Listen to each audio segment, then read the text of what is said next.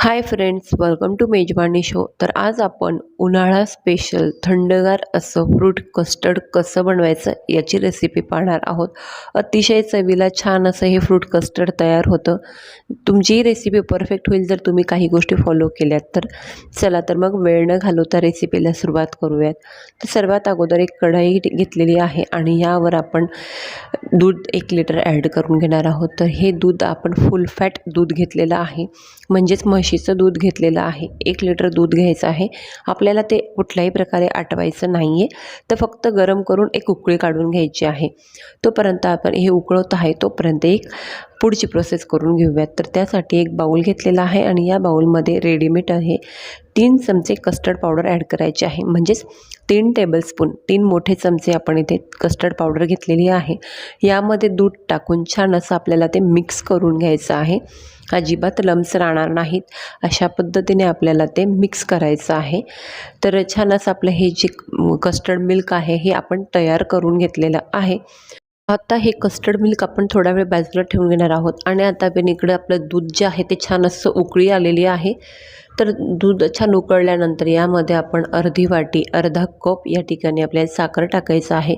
तुम्हाला किती गोडी हवे आहे इतपत तुम्ही त्यामध्ये साखर कमी अधिक करू शकता. तर साखर टाकल्यानंतर तिला छान विरघळवून घ्यायचं आहे. साखर विरघळल्यानंतर यामध्ये आपण तयार करून घेतलेलं कस्टर्ड मिल्क हळूहळू करून टाकून घ्यायचं आहे आणि दुसऱ्या हाताने चमचा छान असा ढवळून घ्यायचा आहे, म्हणजे आपलं जे कस्टर्ड मिल्क आहे ते तळाला करपणार नाही आणि किंवा लम्स राहणार नाहीत. अशा पद्धतीने आपल्याला इथे कस्टर्ड मिल्क दुधामध्ये टाकून ॲड करायचं आहे आणि छान असं त्याला उकळी काढून घ्यायची आहे. तर तुम्ही या स्टेजला इथे वेलची पावडरसुद्धा टाकू शकतात.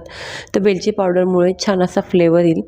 तर इथे दूध जे आहे ते छान आपलं कस्टर्ड मिल्क जे आहे ते तयार झालेलं आहे. एक उकळी काढून घ्यायची आहे, तुम्ही इथे पाहू शकतात. तर छान असे आपल्या या कस्टर्ड मिल्कला उकळी आल्यानंतर आता या ठिकाणी आपण गॅसची फ्लेम जी आहे ती बंद करून देणार आहोत. तर तुम्ही पाहू शकता छान असं आपलं स्मूदी असं कस्टर्ड मिल्क या ठिकाणी तयार झालं आहे. आपल्याला आता हे थंड करून घ्यायचं आहे. तर आपण गॅसवरून खाली मी या ठिकाणी फॅन खाली जे कस्टर्ड मिल्क आहे ते उतरवून घेणार आहे आणि छान असं आपल्याला ते थंड करून घ्यायचं आहे. तर तुम्ही इथे पाहू शकता मी फॅन खाली बसून कंटिन्युअस याला चाळत राहिलेली आहे, हलवत राहिली आहे आणि छान असं आपल्याला हे थंड करून घ्यायचं आहे. तर इथे असं केल्याने याला मलाई येणार नाही. छान असं आपलं जे फ्रूट कस्टर्ड आहे ते स्मूथी राहील, अगदी सिल्की राहील. तर आपण आता एका भांड्यामध्ये काढून घेऊया. तर या ठिकाणी मी एका काचेच्या भांड्यामध्ये किंवा ट्रेमध्ये या कस्टर्ड मिल्क जे आहे ते काढून घेत आहे आणि ह्या ठिकाणी तुम्ही पाहू शकता छान असं सिल्की स्मूदी आपलं हे कस्टर्ड मिल्क तयार झालेलं आहे. आता आपण हे 2 तासासाठी फ्रीजमध्ये सेट होण्यासाठी ठेवून देणार आहोत, म्हणजेच थंड होण्यासाठी ठेवणार आहोत. तर 2 तासानंतर आपलं हे जे कस्टर्ड मिल्क आहे खूप छान असं थंड झालेलं आहे. फ्रीजरमध्ये ठेवायचं नाही. तर यामध्ये आपल्याला फळं ॲड करायची आहे. तर आपण इथे वॉटरी फळं अजिबात ॲड करणार नाहीत. या ठिकाणी चिक्कू, डाळिंब, सफरचंद आणि केळी मी ॲड केलेले आहेत. तर तुम्ही हवं तर लाल, हिरवे आणि काळ्या रंगाचे द्राक्षांचे तुकडे ॲड करू शकतात.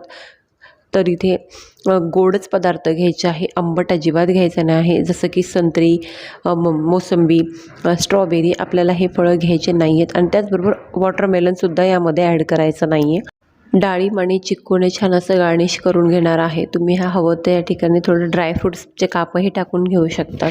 कस्टर्ड मिल्कमध्ये जर तुम्हाला फ्रेश फळं ॲड करून खायचे नसतील तर तुम्ही सुकामेवा किंवा सुकावलेली फळं जी आहेत ती भिजवून तुम्ही या ठिकाणी फ्रूट कस्टर्ड बनवू शकतात. तर अगदी आयत्या वेळेला तुम्ही जेव्हा सर्व कराल त्याच वेळेस यामध्ये फ्रेश फळं ॲड करा, नाहीतर काय होईल की या फळांना पाणी सुटेल आणि फ्रूट कस्टर्ड लपलपीत होईल.